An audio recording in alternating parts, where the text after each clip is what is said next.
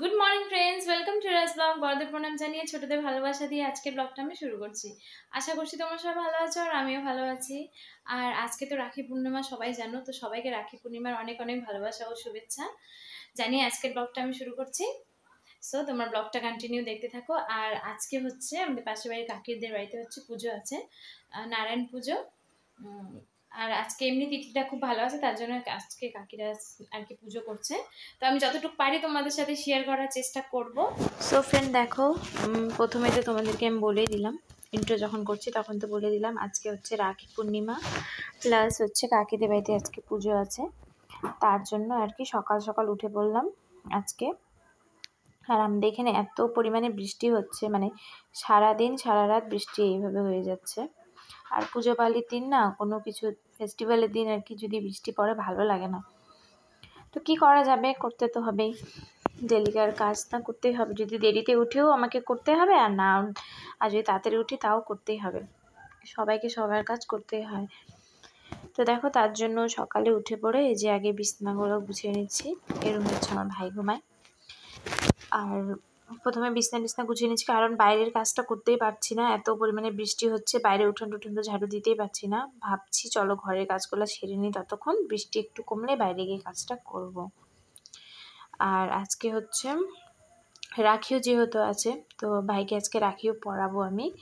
কিন্তু কাকিদের বাড়িতে যেহেতু পুজো আছে, তো ঠাকুরমশাই এসে পড়বে সকাল সকালই বলেছেন উনি টাইম। তো তার জন্য আর কি পুজোটা শেষ করে তারপরেই ভাইকে আর কি রাখি পরাবো।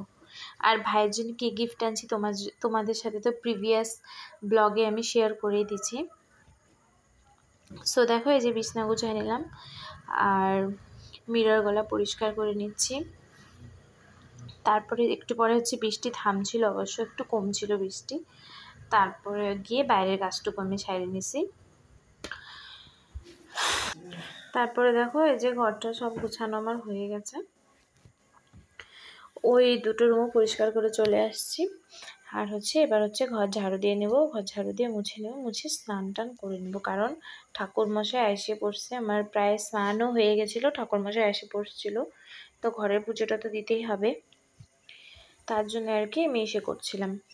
ঠাকুরমশাই যখন আসছে তখন আর কি তাড়াহুড়া করে আমি ঘরের পুজোটা দিয়ে নিচ্ছিলাম। তারপরে রেডি হয়ে তারপরে গেছিলাম হচ্ছে কাকিদের এখানে। একটুখানি কাকির সাথে হেল্প করে দিয়েছি, অতটা হেল্প করতে পারি নাই, কারণ নিজের ঘরেরও কাজ ছিল। তার মধ্যে হচ্ছে বৃষ্টির মধ্যে অটোমেটিকলি কাজ করতে দেরি হয়েই যায়। তাও যতটুকু পারছি হেল্প করার চেষ্টা করেছি। তারপরে হচ্ছে আর এখানে পুজো হচ্ছে তাড়াতাড়ি শেষ হয়ে গেছিলো, কেন কি ঠাকুরমশাই আমাদেরকে আগে বলেছিলেন কি আরও 2-3টা পূজা ওনার ধরা আছে। তো আমাদেরকে বলেছিলেন 2-3 দিন আগে আমাদেরকে জানিয়ে দিয়েছিল কি যেন আমরা তাড়াতাড়ি করি। আর আমাদের এই পুজোটার প্রথম উনি করেছেন এসে, ওই জন্য আর কি সকাল সকাল পুজো হলে না একদিকে সুবিধা হয় আর কি, তাড়াতাড়ি পুজো হয়ে যায় আর লোকজনও প্রসাদ নিয়ে যেতে পারে। আর যদি দেরিতে হয়ে যায় নিজেরও অসুবিধা আর লোকজনেরও অসুবিধা। আর হচ্ছে আমাদের বাড়ির সামনে এত বড় একটা মাঠ আছে, এত কাদা হয় মানে বলার মতন না তোমাদেরকে। যেহেতু গাড়ি টাড়ি আসা যাওয়া করে না, যাদের যাদের বাড়ি আছে সবাই আসা যাওয়া করেন গাড়ি নিয়ে, তো ওই জন্য আর কি বেশি কাদা টাদা হয়ে যায় মাঠের মধ্যে। আর অনেকে আসতে চায় না এই সাইডটাতে। এই বর্ষার দিনটাতে প্রথমত তো জঙ্গল হয়ে যায়, আর মধ্যে কাদো হয়ে যায়। আমি তো বেশিরভাগটা স্কিপ করি মাঠ দিয়ে যাওয়া আসা করা, কিন্তু কি করব, আমাদের রাস্তাটায় ধরতে গেলে এটা আমাদেরকে এই রাস্তা দিয়ে যেতে হয়। অন্য রোড আছে যদি গেলেও হয়, কিন্তু আর কি অনেকটা দূর হয়ে যায় ওই রাস্তা দিয়ে যদি আমরা যেতে যাই। তার জন্য আমরা করি, এই রাস্তা দিয়ে যাওয়া আসা করি। তারপর দেখো, এই যে পুজো দিব, ফুল তুলতে চলে আসলাম। আর ওই যে ওই পাশে দেখতে পাচ্ছ হালকা গোলাপি কালারের ধতুরা ফুলগুলো, তোমরা একটু জানিও তো এই ফুলগুলো দিয়ে পুজো দেওয়া যায় কি যায় না। আমি কিন্তু দিই এই ফুলগুলো দিয়ে পুজো। আমি সবসময় ফুল তো ঠাকুরকে দেওয়া হয়, তো এটা ভেবে আমি দিই। তো দেখো ফুল তুলে নিচ্ছি। আর ওই ফুলের গাছটা অনেক বড় ছিল। আর এই যে ধতুরাটা, জানি না কি ধতুরা বলে, ওটা হচ্ছে আর কি প্রচুর ফুটে আর কি, সিজনে তো অনেক ফুটে। আর রাত্রেবেলা খুব সুন্দর স্মেলও বের হয় আর কি, খুব সুন্দর গন্ধ করে। আর তারপরে দেখো যে নীলকণ্ঠ ফুল তুলে নিচ্ছি। আমাদের গেটের সামনে নীলকণ্ঠ ফুল ছিল, একদিন যেদিন কাটছিলাম গাছটা তোমাদেরকে তো দেখাইছিলাম আমি, ওই গাছটা কাটতে দেওয়া হয়েছে। কারণটা কাকিদের বাড়ির আর কি দুয়ারের মধ্যে ছিল, তো ওদের আসা যাওয়া করতে অসুবিধা হতো। তা আমি হালকা করে মানে কেটে দিয়েছিলাম, পরে কাকিরা এসে দেখি সবটা কেটে দিয়েছে। সাইডে অনেকগুলো হয়েছিল, তো ওখানেই কয়টা ফুটেছে, তো ওখান থেকে আর কি নিয়ে এনেছি। নীলকণ্ঠ ফুল কাকিদের জন্য নেওয়া হয়েছে, আর হচ্ছে আমাদের জন্য নেওয়া হয়েছে। আর এখন বর্ষাকাল না, ফুল একটু কমই ফুটছে কারণ বেশি বৃষ্টি হয়ে যাচ্ছে, কয়দিন পর হয়তো আবার ফুটবে। তারপরে দেখো এই যে পুজো শুরু হয়ে গেছে, অনেকটা মানে অনেকক্ষণ আগে পুজো শুরু হয়ে গেছিলো। আমি অনেকটা দেরিতেই গেছি, বললামই তোমাদেরকে। কাকি আর কাকু পুজোতে বসে গেছে, তারপর আমি আর ভাই গিয়ে পুজোতে বসলাম। পুজো শেষ হয়ে গেল, পুজো শেষ টেস করে আর বেশিক্ষণ তিথি ছিল না, যেহেতু এবার তো ওই 1:30টা অবধি তিথি ছিল রাখি পরানোর, তো ওই জন্য তাড়াহুড়া করে পুজো শেষ হয়ে যাওয়ার সাথে সাথে আর কি ঘরে এসে ভাইকে রাখি পরানো যে শুরু করে দিয়েছি।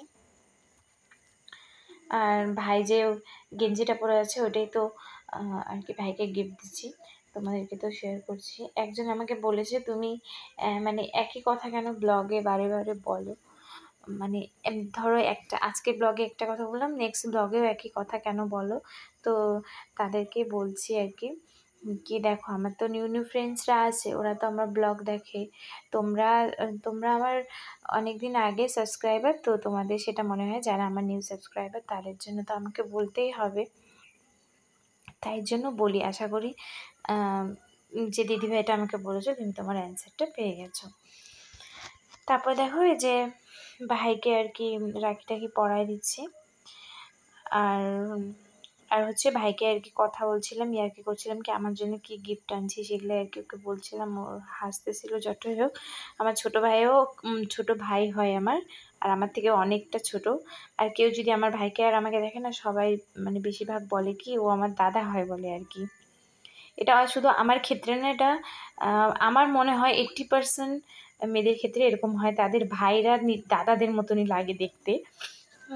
আমার ক্ষেত্রেও সেটাই হয়েছে, অনেকে বলে ও নাকি আমার দাদা হয়, কিন্তু না, আমার ভাই আমার থেকে অনেকটা ছোট, প্রায় 8-9 বছরের ছোট আমার থেকে, কিন্তু এখন আমার থেকে অনেক বড় হয়ে গেছে। সো ফ্রেন্ড, আজকের ব্লগটা আমি এখানে এন্ড করছি। তোমাদের যদি আজকের ব্লগটা ভালো লেগে থাকে তাহলে লাইক, কমেন্ট আর সাবস্ক্রাইব করে দিও।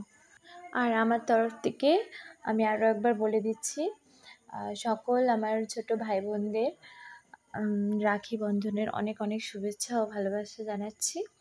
আর হচ্ছে আজকের দিনটা তোমরা খুব ভালোভাবে কাটাও, আর সবাই ভালো থেকো আর সুস্থ থেকো। Tata, bye bye.